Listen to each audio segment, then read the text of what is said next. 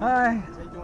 I am fine, sir. How about yourself? How you doing, sir? I'm fine. You putting us on TV? I'm going to put you on the YouTube. Okay, sir. Thank you very much. Yeah. Hey, Will. What's going on, buddy? Check me over, man.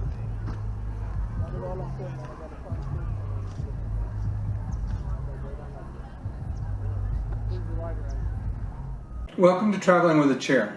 If we're meeting for the first time, my name is Ken Edmonds, and on this channel I help people travel more, spend less, and I provide information that's helpful to those that travel with a disability.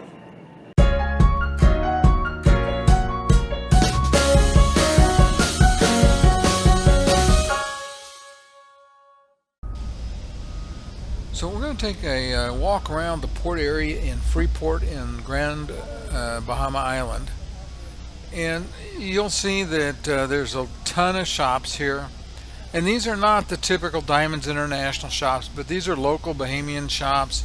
The people had anything you could think of for sale. The one thing that's characteristic of pretty much everything you see for sale is they love color. It was just kind of amazing. But I never felt uncomfortable at all in this area.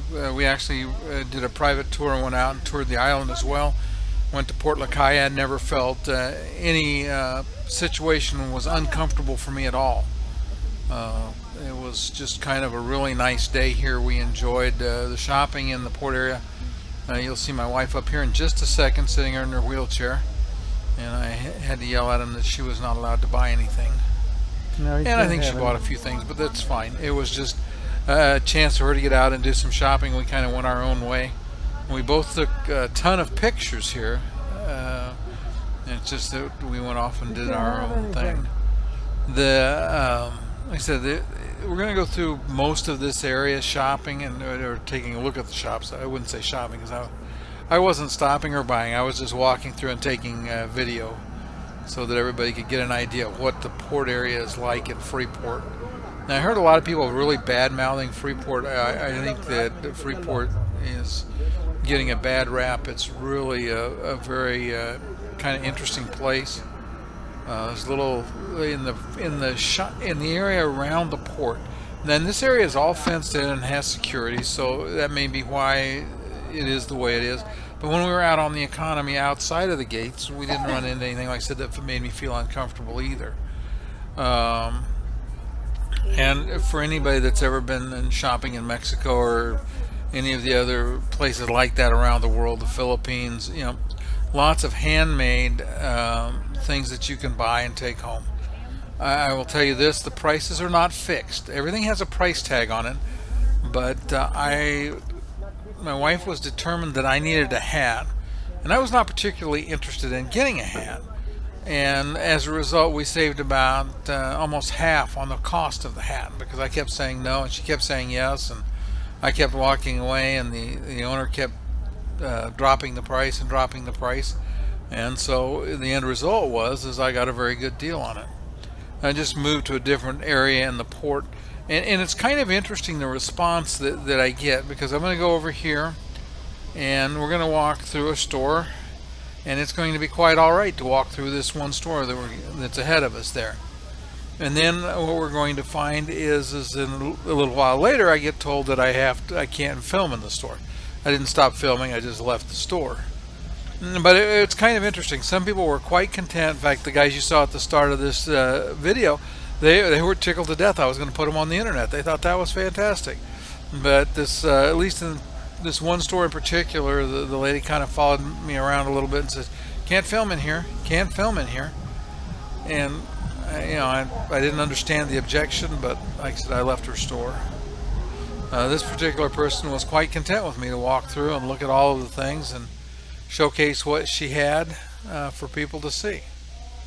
And again, you see just a variety of handmade things, arts and craft types of, well, maybe that's a wrong description, of let's say knick-knacky types of things that are made. Saw the photographs there. Lots of T-shirts and Just taking a clothing. little bit of video of And what's this lady here. was, like I said, was quite content that I came through her store and walked on through and took some pictures. She just smiled at me when I told her what I was doing. We're gonna go over here in a minute into this other store, and that's not going to be the result. It's this one coming up right here. We're going to go in and we'll walk through a little piece of it. And I don't see any real difference between the two stores, which was one of those things that made me, let's say, a little bit surprised that they reacted as strongly as they did. They did have tons of conch shells in this particular store, but she's telling me I need to get out or I can't film there, and so I go out this door. And we're going to walk around and tour a little bit more of the area. I just wanted to give everybody a good sense of what the port area is like. It's not one of those things I would have, like I said, I felt very comfortable there. There were quite a few bars and restaurants set up, most of them open air. I didn't take advantage of it, but any of the bars pretty much had free Wi-Fi. If you stopped and got something to drink, you could sit there. I thought about going back on the ship, getting my laptop and coming out, but my ambition level wasn't that high. So we're gonna we're gonna continue to walk around here just for a couple more minutes. And, as you see, it's not. I would say it's recovering from the hurricane. There is a lot of open business here, but there's still lots of stalls that weren't open on the day we were there. Now it's possible that since there was just one ship in port, that they didn't think there was enough business to go around, so they took the day off. I can't speak to that, but I would say that, again, that it's one of those places that you should very definitely get off of the ship, and get out and explore. If nothing else, explore this little area. If you're a souvenir collector, it's a great place to do that. And then, like I said, we took a tour and really enjoyed it. We hired a private cab.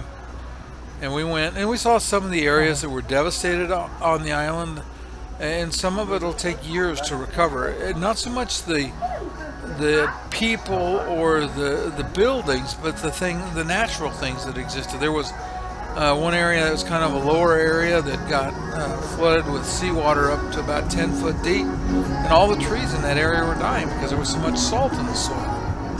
And I have no idea how long it'll take that to get restored, because there's not much you can do to get the salt out of the soil except time and rain.